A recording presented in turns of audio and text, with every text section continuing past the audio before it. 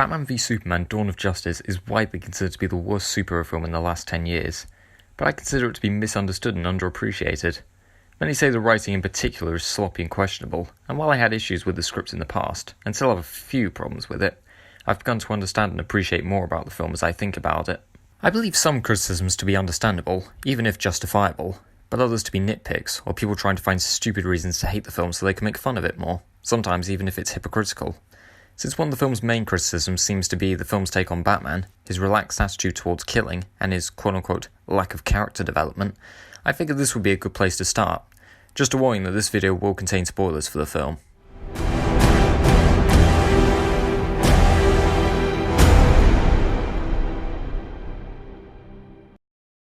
Ben Affleck is my favourite live-action Batman so far. Much like Michael Keaton, Affleck manages to swing between the charming Bruce Wayne and the aggressive Batman brilliantly. He represents the publicly charming side to Bruce, while not being too on the nose or creepy, and the depressed, angry side to Batman, who is essentially traumatised by his childhood, and in his 20-year history in Gotham, has been pushed past his implied moral code from the past. The film focuses more on Batman than Superman, and is a story about his journey of redemption, which he accomplishes through Superman, thus making both characters vital to the story. The film's take on Batman is loosely inspired by The Dark Knight Returns, which featured an older Batman going up against Superman, although the story is completely different. The Batsuit is based on the one from the comic, and it looks almost identical to it. Probably the best Batsuit I've seen so far. I heard someone say this Batman was too bulky, but he was this bulky in the comic too. People constantly criticise how Batman kills people, and I'm honestly fed up with it, especially due to Batman's kill count in the comics and films. He killed people directly in the Tim Burton films, including sending an opponent falling through a trapdoor with dynamite strapped to his torso, and using his Batmobile to set another antagonist on fire. In fact, there's a whole video on Batman's movie kill count in the Batman film series in the Dark Knight trilogy. The scene in Batman v Superman in which Batman holds the flamethrower at the terrorist and the terrorist says, "I'll kill her! Believe me, I'll do it!" with Batman saying, "I believe you," and setting off the flamethrower before throwing Martha out the way, is taken shot for shot from The Dark Knight Returns, except that in the comic, Batman shoots the terrorist directly, with bullets, unlike in the animated film where he shoots the gun out the terrorist's hand. So Zack Snyder actually toned down this scene, believe it or not. In addition, in the scene in The Dark Knight Returns where the Joker breaks his own neck, we see his speech bubble in grey, which are the thought bubbles of Batman, implying that Batman really did snap the Joker's neck and is in denial of it. If people are going to criticise Batman killing, they're going to have to bring it up about all the Batman films. I heard someone try to justify Batman killing in the Burton films by saying Burton didn't care about the comics while Snyder did, but you as a viewer can only have one opinion. Either you care that Batman kills, or you don't. You can't constantly flick between opinions based on the director's vision. I guess by this logic, Batman and Robin is the most faithful take on Batman, because he never killed anyone in that movie.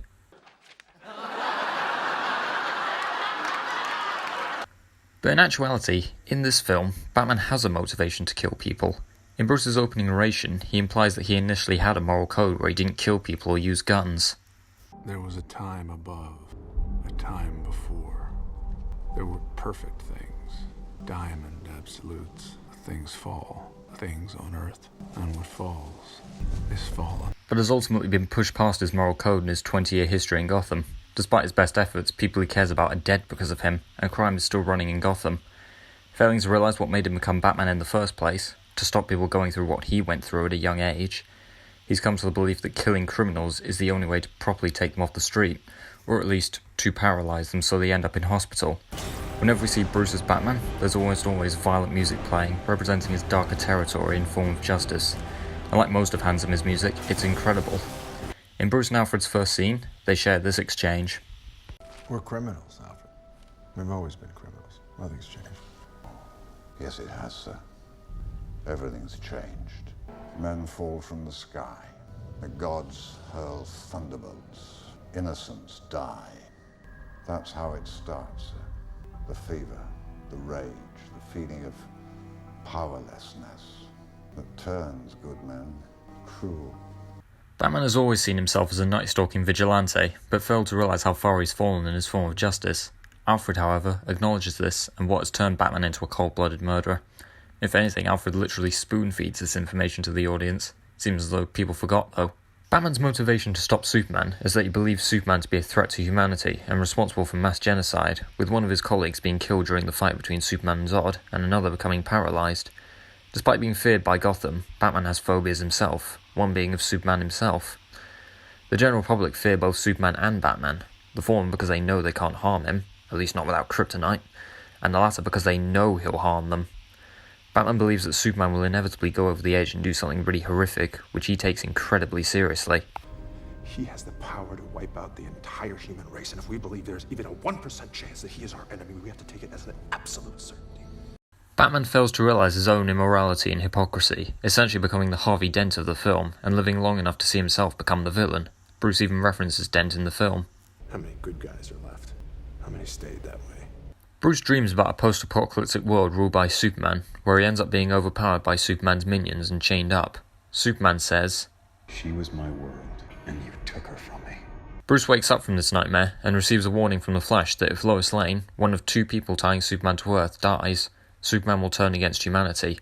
You can tell this did actually happen due to papers fluttering around in the background.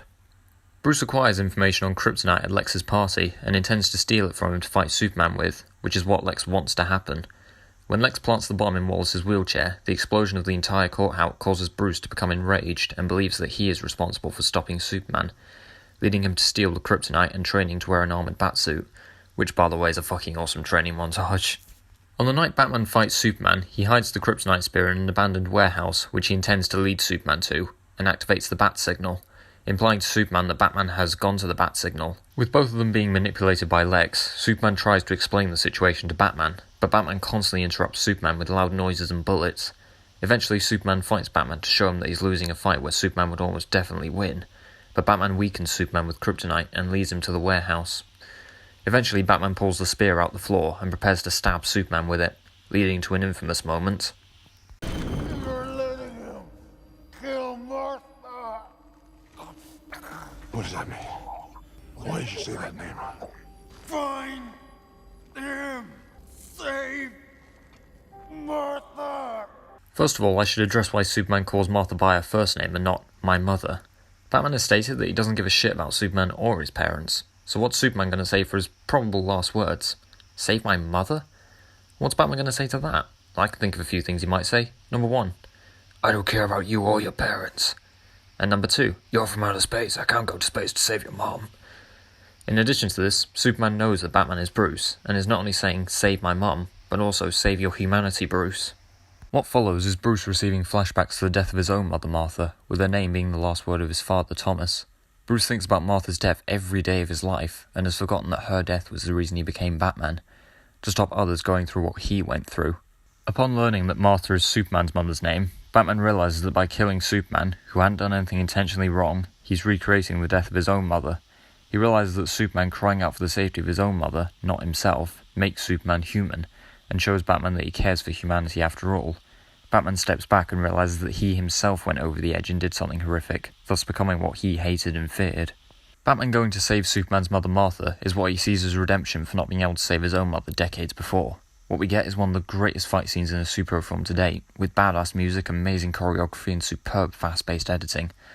After this, Batman is able to get over the death of his parents that's been haunting him all these years, becoming more moral by the events of Justice League, even if his character became more interesting, as well as sparing Lex's life in prison. Something else I'll bring up, since it is another common criticism, is them showing the death of Bruce's parents again. And this is the rule of reboots. You can't just assume that the audience is familiar with the source material. Everything has to be re-explained as if for the first time. In my opinion, this version stands out in its own way, with an intense use of slow motion camera work and pretty much a shot-for-shot adaptation of the depiction we saw in The Dark Knight Returns. So this is why I love the film's take on Batman, and Ben Affleck's performance. I said Affleck is my favourite live-action Batman, and this is actually my favourite live-action take on Batman as well, which isn't to say I didn't also love Tim Burton's Batman. In my opinion, Christian Bale missed the mark with several character traits, as did the writers, as he doesn't really do much detective work, doesn't come across as very charming as Bruce, and Christ on a bike, that voice. But he was still a good Batman nonetheless, and The Dark Knight is still my favourite Batman film. In future, I'll address the film's take on Superman, and of Lex Luthor, as well as Lex's motivations and plans. On the night Batman fights Superman, he hides the kryptonite spear in an abandoned warehouse, which he intends to lead Superman to, and activates the bag signal. Bag signal? Shit.